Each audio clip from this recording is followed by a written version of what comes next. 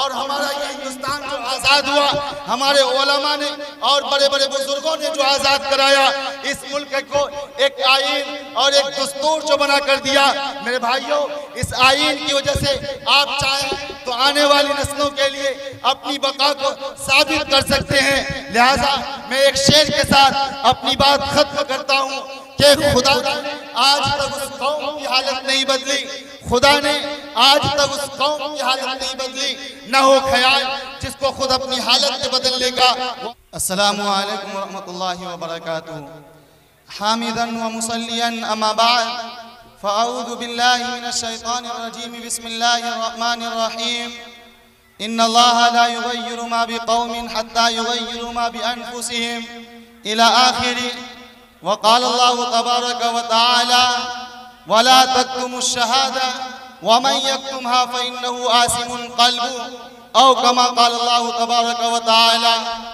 मुअज़्ज़ज़ सामीन किराम और बाशिंदगाने डगरवा और बैरिस्टर असदुद्दीन ओवैसी के दीवाने, मैं आप तमाम लोगों को 26 तारीख से कबल ही, वोट देने से कबल ही असदुद्दीन ओवैसी की तरफ से जीत की मुबारकबादी पेश करता हूँ।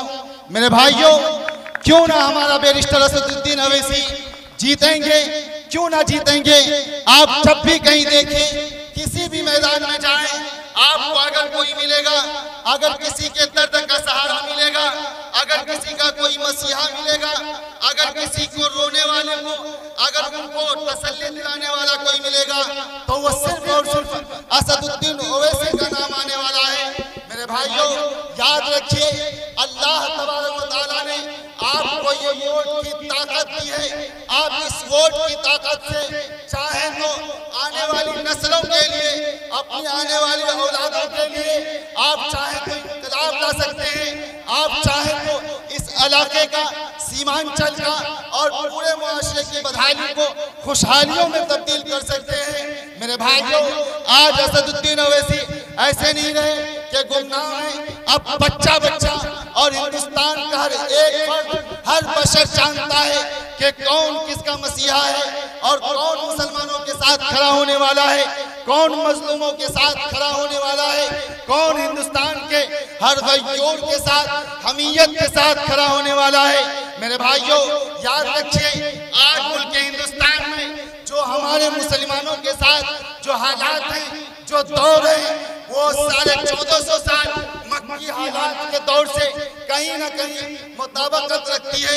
आइए मैं बताता हूँ कि कल मक्के में मुसलमान अक़लियत में थे और जो दुश्मन थी वो अक्सरियत में थी, और इसी तरह हम हिंदुस्तान में आज अक़लियत में हैं, लेकिन हमारे जो गैर मुस्लिम भाई हैं वो अक्सरियत में हैं। और इसी तरह कल जो मक्के में मुसलमान थे, उनका जो मुकाबला था वो ऐसे लोगों से था जो 100% दुश्मन था। लेकिन मेरे भाइयों, आज हिंदुस्तान के अंदर हमारा मुकाबला ऐसे लोगों से नहीं जो 100% दुश्मन हो, बल्कि हमारे हिंदू भाइयों में भी जो गैरत है, खामी है, जो बाहमियत है, वो जानते हैं और वो समझते हैं, और उनकी एक बड़ी तादाद है जो हमारे साथ, हमारी बैरिस्टर असदुद्दीन ओवैसी के साथ खड़ा है। मेरे भाइयों, याद रखें, कल मक्के में जो मुसलमान थे, उनका मुकाबला जिन लोगों से था वो बहुत ही कम बेसरो सामानी और कम मायगी के साथ थे। लेकिन आज मुसलमान हम बहुत ही कम बेसरो सामानी के साथ नहीं, बल्कि हमारे पास एक बड़ी ताकत है।